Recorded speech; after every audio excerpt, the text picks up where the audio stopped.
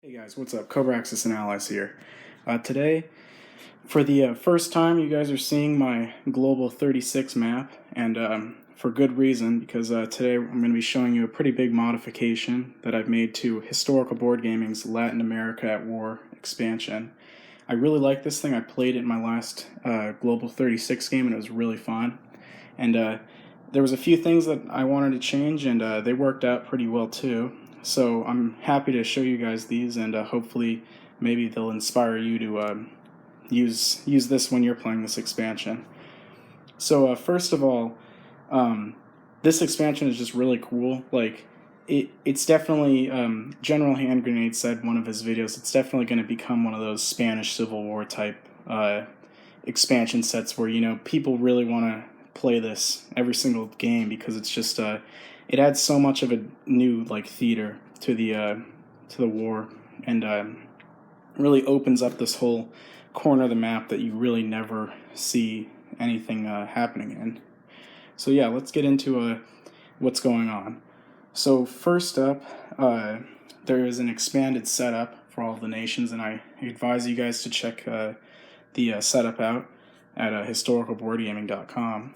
But I'm going to show you guys basically how I've changed up the setup. So I'll see you there. So first up, we've got Argentina here, and just a minor modification to their fleet. They've got a battleship, a torpedo boat destroyer, and I've also added this coastal defense ship because they had a few of those lying around, and they definitely did have the strongest navy in the South American continent.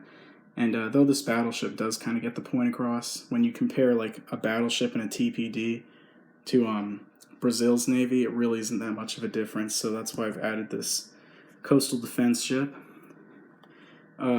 Next up in Brazil, everything's the same except for up here. I've kept their transport because they had a really big merchant marine fleet, which was helpful in transporting their troops to the European theater. And then I've also added a destroyer because of Brazil's really large destroyer flotilla, which they used to guard convoy lanes from German submarines. So yeah, those are the changes I've made there. First up, we've got Cuba, which has a really strong force, even if they didn't have the ship. But I've added their coastal defense ship because they, again, had a pretty large navy that wasn't represented well here. So, and there were a bunch of cruisers and such like that, which really helped to guard convoy lanes, and they had one of the biggest losses of life out of all the South American countries. So I've added that in. So Cuba kind of represents a pretty good spot to try to align it because you get a Navy and Air Force and infantry. It's a pretty good deal for the die roll. And then lastly, we've got Peru and Ecuador. This was one of the main changes that I made after doing a bunch of research on it. And I really liked what Historical Board Gaming added in. It's a pretty simple change to the game, but it's pretty fun. Now, the original setup for Peru says that they would have a infantry, an artillery, and a light tank. Now, I think this is true and all, and now that I think of it, I forgot to give them an artillery, so sorry about that. There we go. Okay, so I've kept the infantry and the artillery, but I've removed the light tank from play because Peru, even though they did use tanks, a lot of Czech 38T light tanks, they only had about 100 of them, so I decided that it wasn't really large enough to constitute a formal tank force, which would be representative of a unit in this game. But instead, what I found was that Peru had an extremely large air force, and ever since the 1920s, Peru, their whole defensive policy would be to defend mainly using the air support, close air support, moving troops via air, and it's really helped them. They've gone to war with Ecuador a bunch of times since World War II, and they've constantly been keeping up one of the largest air forces in South America.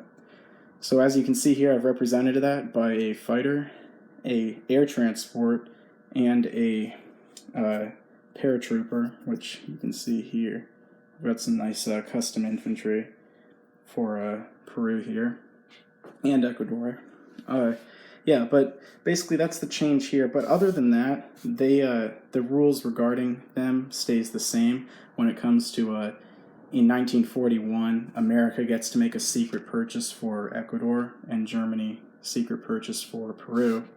And yeah, basically that all stays the same.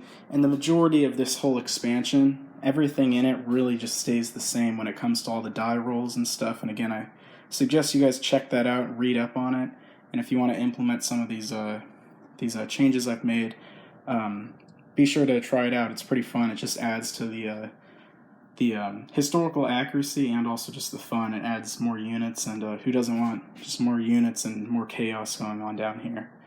So yeah, last up, I just wanted to show you guys just some more custom units for this, which are these.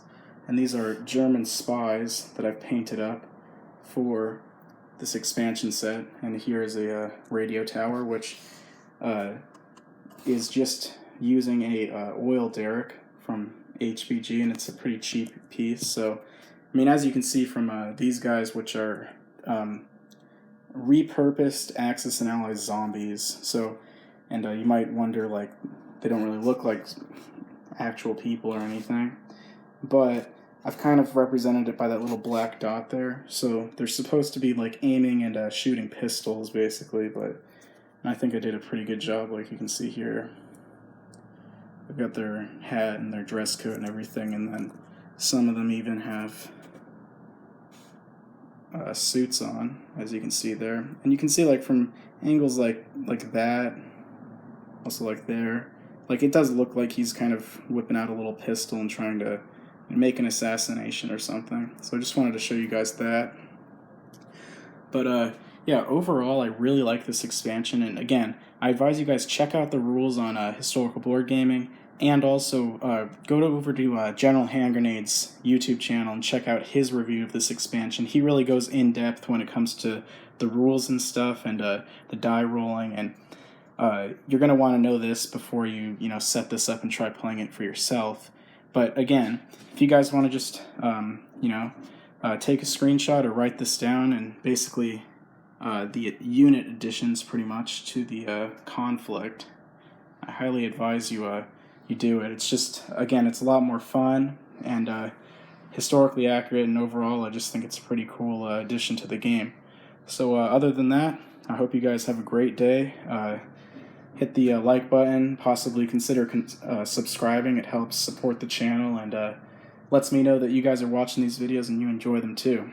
But overall, I hope you guys enjoy this. Cobra, out.